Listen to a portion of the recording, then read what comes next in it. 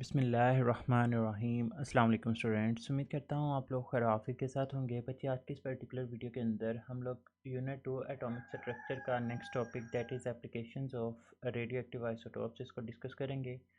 बच्चे, ये बहुत इंपॉर्टेंट क्वेश्चन है with respect to short question, और साथ ही साथ ये लॉन्ग क्वेश्चन भी बन सकते हैं।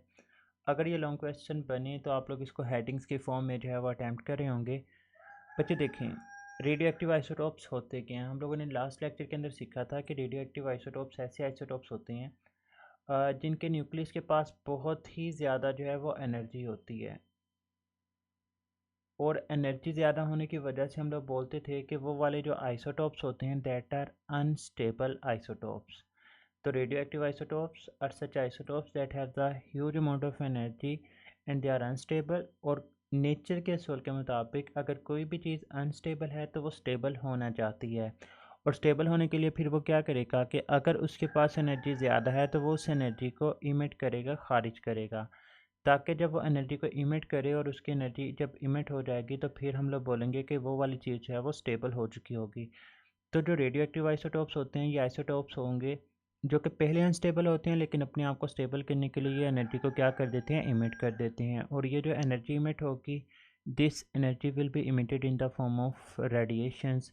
अब इन्हीं रेडिएशंस के बेसिकली इस्तेमालात हम लोगों ने पढ़ने कि ये जो एनर्जी हम लोगों ने लास्ट लेक्चर के अंदर पढ़ा था कि ये जो एनर्जी वगैरह रिलीज़ हो रही होती हैं इसको आप लोग किस तरह से जो है वो अपने मकासद के अंदर इस्तेमाल कर सकते हैं। सबसे पहला यूज़ है जी, कहता है कि radio active isotopes are useful in medical imaging. हम लोग क्या करते हैं, रेडियो एक्टिव आइसोटोप्स को मेडिकल इमेजिंग के अंदर इस्तेमाल कर सकते हैं। बच्चे, मेडिकल इमेजिंग से क्या मुराद है कि लेट्स सपोज अगर ये एक ह्यूमन है या कोई भी एक ऑर्गेनिज्म है, अगर मेरे बाजू के ऊपर चोट लग जाती है, हाथ के ऊपर चोट लग जाती है, पाँव के ऊपर चोट लग जाती है, तो वो तो बाहर से एनालाइज करना जो है वो बहुत ही ज़्यादा आसान होता है। लेकिन अगर किसी भी इंसान के या जानवर के या किसी भी ऑर्गेनिज्म के इंटरनल ऑर्गन के ऊपर कहीं पे चोट आ जाती है, मतलब ब्रेन में कहीं चोट लग जाती है, हार्ट में कोई इशू आ जाता है, लंग के अंदर कोई इशू आ जाता है, किडनी के अंदर कोई इशू आ जाता है, तो फिर हम लोग उसको किस तरह से डायग्नोस करते हैं। तो उसके अंदर हम लोग बेसिकली जो है वो रेडियो एक्टिव आइसोटोप्स को इस्तेमाल करते हैं। तो यही बात लिखी है कि radio active isotopes are useful in medical imaging. Doctor क्या करते हैं, दे यूज़ दैम से मुराद है रेडियो एक्टिव आइसोटोप्स। वो रेडियो एक्टिव आइसोटोप्स को इस्तेमाल करेंगे टू डायग्नोज द डिजीज़, बीमारी का पता लगाने के लिए, by injecting the patient with the small amount of radio active fluid. वो क्या करते हैं, वो let's suppose this one is the brain, और आप लोग पता लगाना चाहते हैं कि जी ब्रेन के अंदर क्या इशू है, तो वो रेडियो एक्टिव फ्लूइड को जो है वो इंजेक्ट कर देते हैं, जिस्म के अंदर दाखिल कर देते हैं।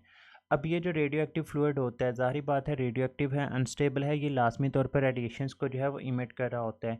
तो ये जो रेडियो एक्टिव फ्लूइड होगा ये जाकर रेडिएशंस को जो है वो इमिट करना स्टार्ट कर देता है, और जब ये रेडिएशंस इमिट होती हैं कहाँ कहाँ पर जाकर किस तरह से एक्ट करती हैं, तो डॉक्टर्स इसके लिए जो है वो स्पेशल टाइप ऑफ कैमरा जो है वो इस्तेमाल करते हैं to watch how the radioactive fluid moves, कि किस तरह से रेडियो एक्टिव फ्लूइड जो है वो मूव करता है। बच्चे, आप लोगों के सामने मैंने डायग्राम रखने की कोशिश की है, इसको हम लोग बोलते हैं गैमा कैमरा। इस तरह के कैमरास वगैरह इस्तेमाल करके, जिस तरह से अक्सर आप लोगों ने स्कैनिंग मशीन, सिटी स्कैन वगैरह तो देखे होंगे, उसी तरह से यह गैमा कैमरा ये क्या ऑब्ज़र्व करता है कि हमारी बॉडी के अंदर अगर हम लोग रेडियो एक्टिव फ्लूइड को इंसर्ट कर देते हैं तो वो रेडियो एक्टिव फ्लूइड किस तरह से मूव करता है along the different human organs, और वो बीमारी का जो है वो डायग्नोस करने के अंदर आप लोगों को हेल्प आउट कर रहा होगा। वो आपको एक एग्जांपल देता है, ये एमसीक्यूज़ के लिहाज से भी इंपॉर्टेंट है, कि जो टेक्टिनियम 99 है, it is use for the diagnostic imaging across the human organs like brain या फिर लंग्स के अंदर अगर कहीं पे इशू आ जाता है तो उसके लिए आप लोग कौन सा आइसोटोप इस्तेमाल कर सकते हैं, टेक्टिनियम 99 को जो है वो हम लोग इस्तेमाल कर सकते हैं। तो ये हमारे पास पहला यूज़ आ जाता है, जिसकी अगर आप लोग हेडिंग बनाना चाहें तो आप लोग क्या बना सकते हैं, मेडिकल इमेजिंग के नाम से जो है वो आप लोग इसकी हेडिंग डिवेलप कर सकते हैं। अब इसके बाद हम लोग इसके दूसरे यूज़ की तरफ मूव करते हैं। सेकंड यूज़ क्या है जी हमारे पास, कहते हैं कि रेडियो कार्बन डेटिंग, यही इसकी जो है वो हेडिंग बन जाएगी दूसरी।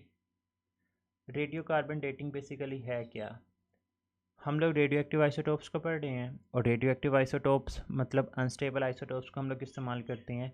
बच्चे, रेडियो कार्बन, कार्बन के 3 आइसोटोप्स होते हैं, लास्ट लेक्चर के अंदर पढ़ा चुका हूँ, कार्बन 12 6, कार्बन 13 6 और कार्बन 14 6। इनमें से ये जो कार्बन 14 6 है ना, this one is radio active isotope. अब हम लोग क्या करते हैं, हम लोग वो तमाम के तमाम ऑर्गेनिक कंपाउंड, बच्चे बहुत ही इंपॉर्टेंट टर्म यहाँ पर लिखिए, ऑर्गेनिक मटेरियल। ऑर्गेनिक मटेरियल हमने चैप्टर 1 के स्टार्ट के ऊपर ही पढ़ा था कि ऑर्गेनिक मटेरियल ऐसे मटेरियल्स होते हैं जिनके अंदर कार्बन एटलीस्ट लाजमी तौर पर जो है वो मौजूद होती है, और अगर कार्बन मौजूद है तो फिर उसके अंदर ज़ाहिर बात है फिर कार्बन 14 भी क्या होगा, मौजूद होगा।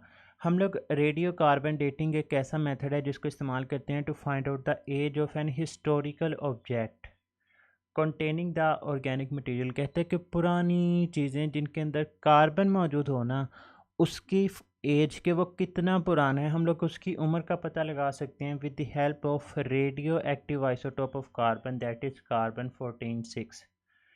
हम लोग कैसे फाइंड आउट करते हैं, देखें बच्चे, जो रेडियो एक्टिव आइसोटोप्स हैं दे आर अनस्टेबल, और अगर वो अनस्टेबल हैं तो फिर वो एनर्जी को इमिट करते रहते हैं, वो अपने आप को ख़त्म करते हैं, डिसइंटीग्रेट करते हैं टू बिकम द स्टेबल, ताकि वो क्या होते जाएं, स्टेबल होते जाएं। इसके लिए देखें कि अगर लेट्स सपोज आपके पास एक ऑब्जेक्ट है और उसके अंदर बहुत सारा आपके पास कार्बन 14 6 पड़ा, रेडियो एक्टिव आइसोटोप पड़ा हुआ है ये। अब हमें पता है कि ये अपने आप को स्टेबल करना चाहते हैं, स्टेबल होने के लिए ये अपने आप को डिसइंटीग्रेट करते जाएंगे, अपने आप को ख़त्म करते जाएंगे। तो with the passage of time इनकी अमाउंट क्या होती जाएगी, कम होती जाएगी। तो अगर आप लोगों के पास कोई चीज़ बहुत ही ज़्यादा पुरानी पड़ी हुई है तो उसके अंदर आप लोग खुद से बताएं कि उसके अंदर आप लोगों को कार्बन 14 जो कि एक रेडियो एक्टिव आइसोटोप है, अनस्टेबल है, क्या आप लोगों को उसकी अमाउंट वहाँ पर ज़्यादा देखने को मिलेगी या कम देखने को मिलेगी। तो बच्चे, जो चीज़ जितनी ज़्यादा पुरानी होती जाएगी ना, उसके अंदर कार्बन 14 का कंटेंट कम होता जाएगा, क्योंकि ये अनस्टेबल है, ये अपने आप को डिसइंटीग्रेट करते रहता है with the passage of time. यही बात उसने यहाँ पर लिखी हुई है। कहता है the older the sample is, कि कोई भी चीज़ जितनी ज़्यादा पुरानी होगी the less carbon 14 is to be detected, उसके अंदर आपको उतना ही कम कार्बन 14 देखने को मिलेगा। द रीज़न इज़ कि कार्बन 14 जो है वो रेडियो एक्टिव आइसोटोप है, और अगर ये रेडियो एक्टिव आइसोटोप है तो फिर ये अनस्टेबल है, और अगर ये अनस्टेबल है तो अपने आप को स्टेबल करने के लिए ये एनर्जी को इमिट करता रहता है और ख़ुद को डिसइंटीग्रेट करता रहता है, ख़ुद को तोड़ता रहता है। अब इसको रीड आउट कर लेते हैं, क्या लिखा हुआ है। कहते हैं कि रेडियो कार्बन डेटिंग एक ऐसा मेथड है जिसकी मदद से आप लोग फाइंड आउट करते हैं age of an historical object containing the organic material. शर्त है कि उस कंपाउंड के अंदर या उस ऑब्जेक्ट के अंदर ऑर्गेनिक मटेरियल लाजमी तौर पर मौजूद हो। कैसे फाइंड आउट करेंगे, with the help of radio active isotope of carbon 14। This method involves measuring the proportion of carbon 14 in a sample from a dead plant or animal like a piece of wood or a bone, which provides the information that can be used to calculate when an animal or plant died। कहता है कि अगर आप लोग किसी भी historical object, अब historical object के अंदर कोई पौधा हो सकता है या फिर कोई जानवर हो सकता है, अगर आप लोग इनकी उम्र के बारे में पता लगाना चाहते हैं तो आप लोग कैसे फाइंड आउट करेंगे, by measuring the proportion of carbon 14। Proportion मतलब तनासुब के कितनी मिकदार के अंदर कार्बन 14 जो है वो मौजूद है।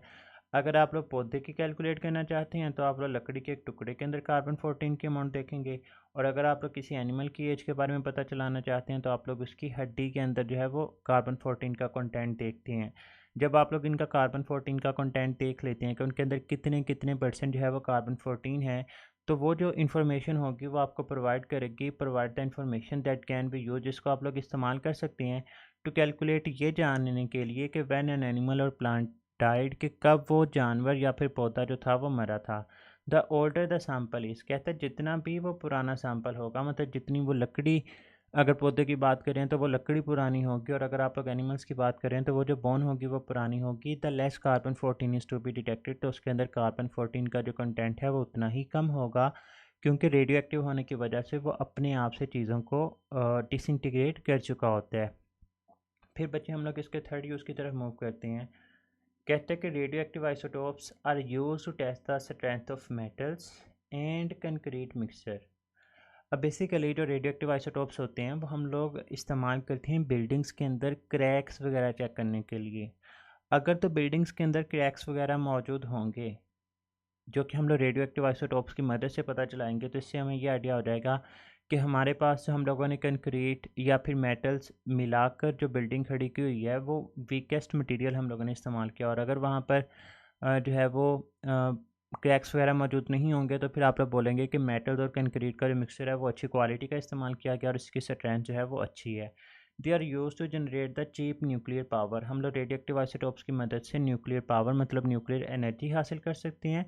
And to find the oil field, और इन्हीं की मदद से हम लोग तेल के जो ज़खायर होते हैं, रेजरवायर्स होते हैं कि कहाँ कहाँ से तेल निकाला जा सकता है, हम लोग वो भी रेडियो एक्टिव आइसोटोप्स की मदद से फाइंड आउट कर सकते हैं। In medicine they are use to diagnose and treat the many medical conditions. हम लोग इसकी मदद से बहुत सारी मेडिकल कंडीशंस को जो डायग्नोज करते हैं, जैसे अभी पीछे गैमा कैमरा की मदद से हम लोगों ने इसको फाइंड आउट करना सीखा था। And the disease including the cancer and thyroid disorder. Thyroid बच्चे जो गले के पास गिल्लड़ की जैसी बीमारी हो जाती है, मतलब गले में एक हड्डी से जो है वो बाहर की तरफ उभरना स्टार्ट हो जाती है, तो इनको डायग्नोज करने के लिए भी जो है वो हम लोग रेडियो एक्टिव आइसोटोप्स को इस्तेमाल कर रहे होते हैं। तो बच्चे ये इंपॉर्टेंट था, एमसीक्यूज बहुत सारे बन सकते हैं। लाइक आप लोग रेडियो कार्बन डेटिंग के अंदर कौन सा आइसोटोप इस्तेमाल करते हैं, कार्बन 14। अगर कोई सैम्पल या ऑब्जेक्ट ऑर्डर होगा तो उसके अंदर कार्बन 14 का कंटेंट ज़्यादा होगा या कम होगा। आप लोग ऑर्गन लाइक लंग्स और ब्रेन के अंदर अगर आप लोग डायग्नोज करना चाहते हैं तो आप लोग कौन सा आइसोटोप इस्तेमाल करेंगे, तो टेक्टिनियम 99 को इस्तेमाल किया जाएगा। इस तरह के डिफरेंट एमसीक्यूज है वो यहाँ से पूछे जा सकते हैं। वो आपसे कोई भी शॉर्ट क्वेश्चन जो है वो पूछ सकते हैं, तो बच्चे इसको अच्छी तरह से तैयार कीजिएगा। अपना बहुत सारा ख्याल रखना है, दुआ में याद रखिएगा। फ़ी अमानिल्लाह, अल्लाह हाफिज़।